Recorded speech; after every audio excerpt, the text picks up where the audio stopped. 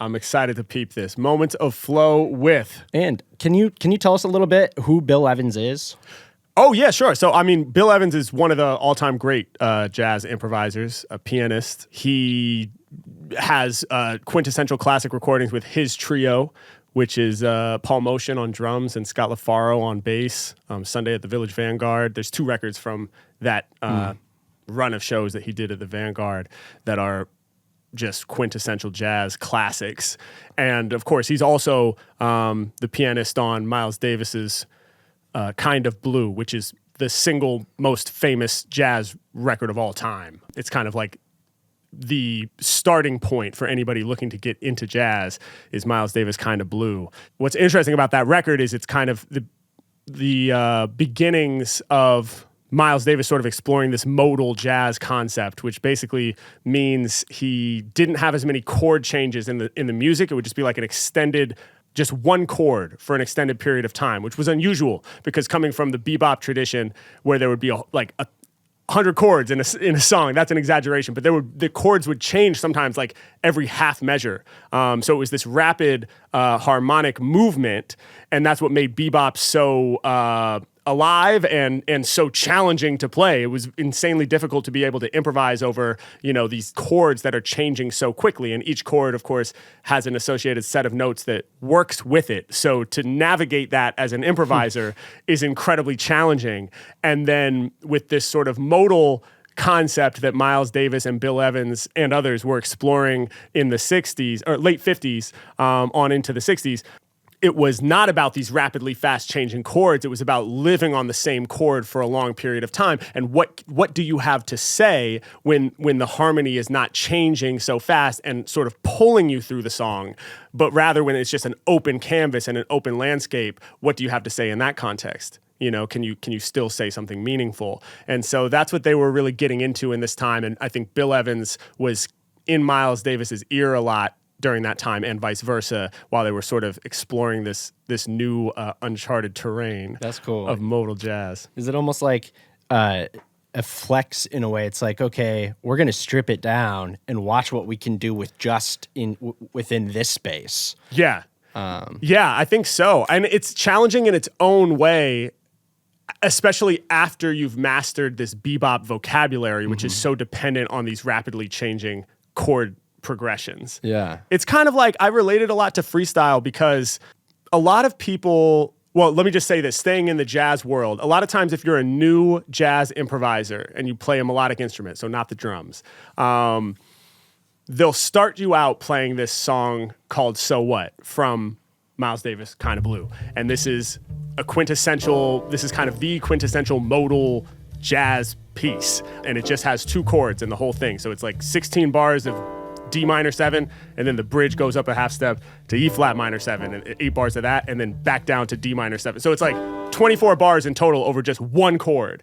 And so when you're just learning, you'll start out on that because you don't have to navigate these complex chord changes. You can just kind of learn 2 scales, right?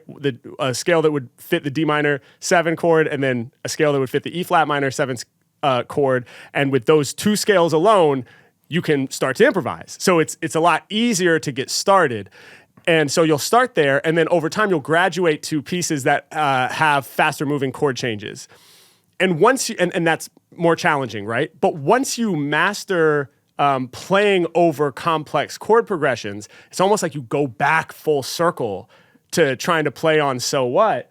And now that's really hard because now there's not like a built-in framework that's going to make what you play interesting. So it's like, how do you still remain interesting when you have to stick to the same kind of set of notes? And you don't actually, that's an oversimplification because you can step outside that set of notes and create dissonance and tension and then go back to it. And there's a lot of different ways that you can add interest. But it's kind of this full circle thing where what used to be the easiest thing, now after learning the more complicated stuff, going back to it actually seems challenging. And I think freestyling is like that in some ways, where when I first started, I would never be able to just rap about random words that are being thrown to me. That was way too challenging. So I just had to free flow and rap about whatever came into my mind.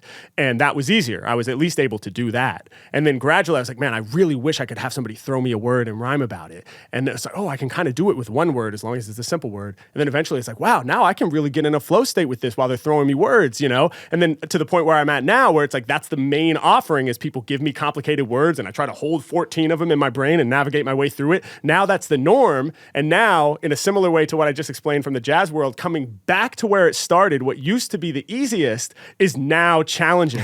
Because when people are not throwing me words, how do I remain interesting? How do I not sound overly repetitive by just falling back on the same kind of filler phrases that I use every time? Like, there's no words, which are kind of like the chord changes of what I do, to pull me through and guarantee that there's these novel, exciting moments. So I have to create it all from scratch, if that makes sense. It's almost like, all right, you have all the tools and all the gear, all the equipment, a team that you need to build this house. All right, you built one. All right, do it again with just a hammer. Yeah, exactly. It's like, really show me what you can do now. Like Exactly. That's cool, man. So, yeah, wow. All right, Bill Evans clip, man. I found this super interesting. Moments of flow. Here we go. Let's hear from Bill Evans. Your challenge doesn't obviously lie in that sort of technical feat, but what is your challenge in the new composition? It's sort of a feeling, I think, a melodic feeling, just to say a certain kind of a thing, to try to maybe show somebody something through music, even show myself something, because as I've discovered in myself, it's been a revelation, to maybe reveal something to someone else through the music, something that's good and something that they feel that maybe enriches their life a little bit or makes them feel better as a person or something like that. That would be the main guiding force, I think. Dope.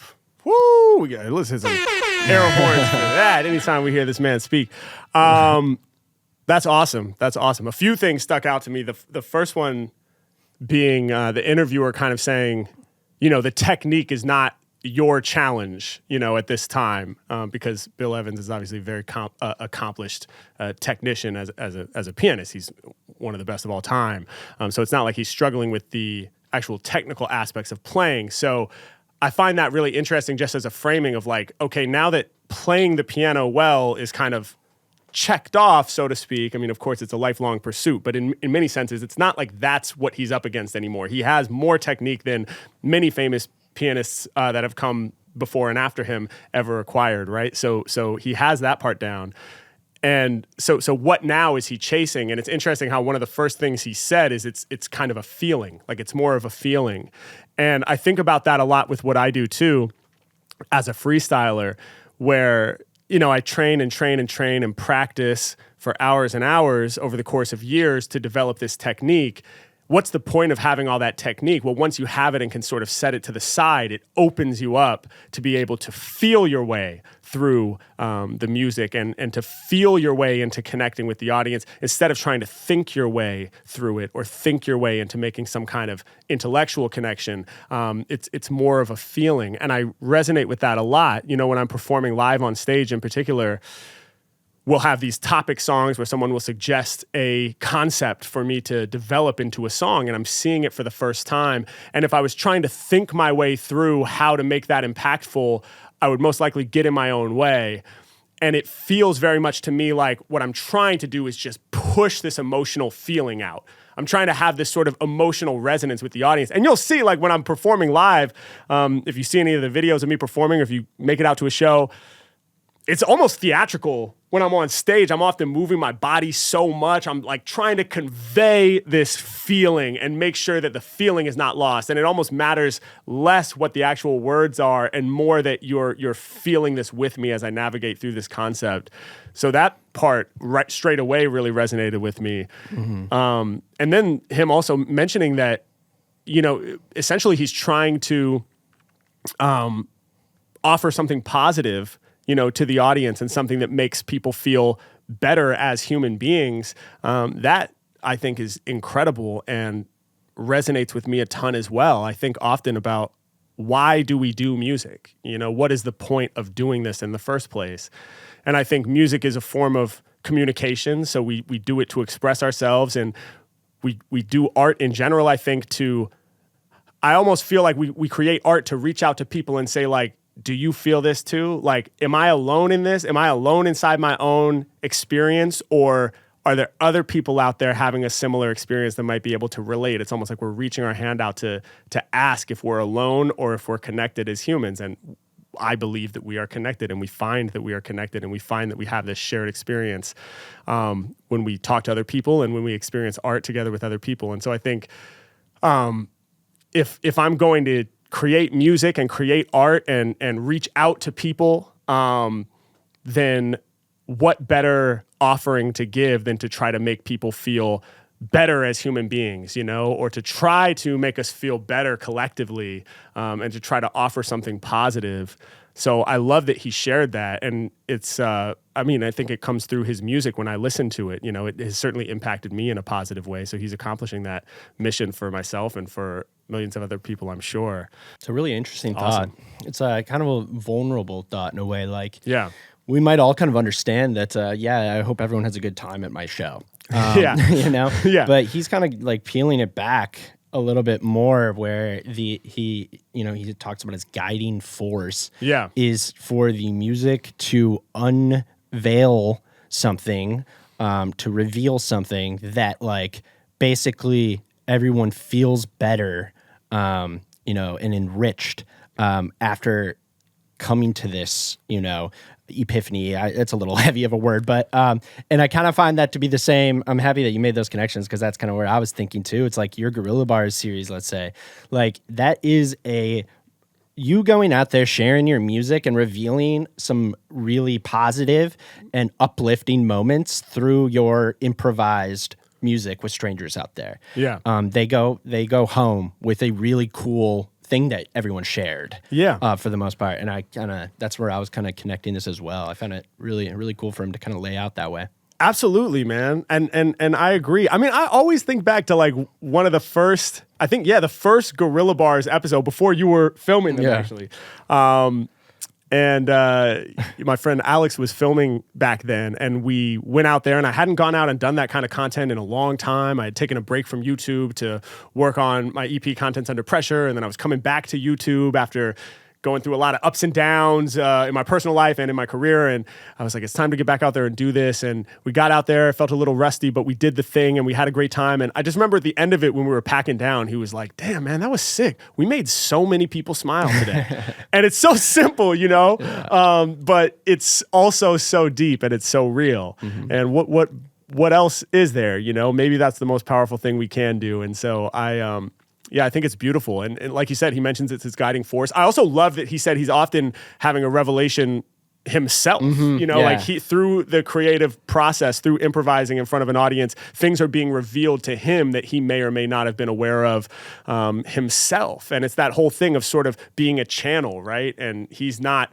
thinking and forcing every note out and saying, this is exactly how it's going to be. This is exactly how I feel. This is exactly what I want you to take from this. It's more so he's opening up and entering that flow state, and getting out of the way. It's like, get the mind out of the way, almost get the body out of the way if you can, and just let it do what it does, and see what unfolds. I thought that was a really beautiful way that he put that as well. That's awesome. Yeah, I guess it's like improvisational music making. Like, you are constantly, there's like a phrase just going through life even, you don't grow until you kind of go into the unknown a little bit. Like, if you're doing the same thing every day, not taking any risk, you'll know that experience is going to be one thing, but you might not, grow into all these different avenues as a person.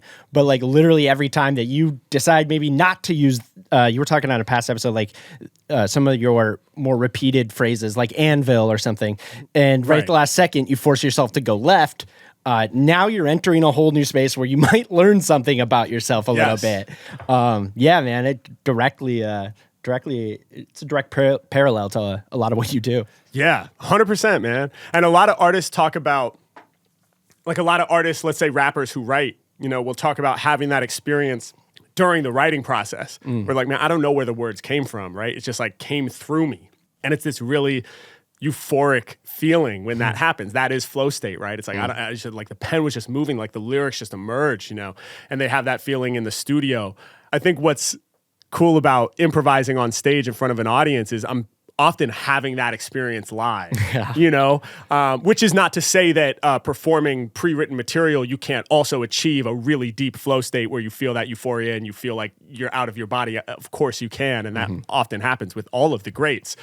But it's unique, I think, as an improviser in the sense that it's like you're having these sort of epiphanies. You're like, wow, okay, I guess that's what it is. You know? Wow, okay, where did that come from?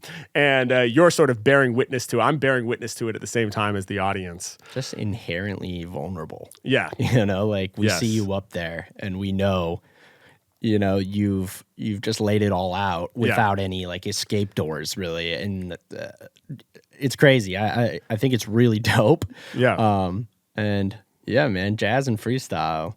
There's a lot of connections. Works out for you, man. Yeah, I mean, I still feel like a jazz musician in so many ways. Like the gigs that I do feel very similar to how I used to feel pulling up to a jazz gig and setting up my drums. It's like I don't know what's going to happen on the bandstand. I know sort of the framework, but I'm excited for tonight. I'm as excited as the audience because I get to see it unfold in real time and be a part of it. And that's how I feel when I do these gigs as a freestyler. So man, you hate a set list, huh? You were you were a gigging jazz drummer and then you went into rap and man.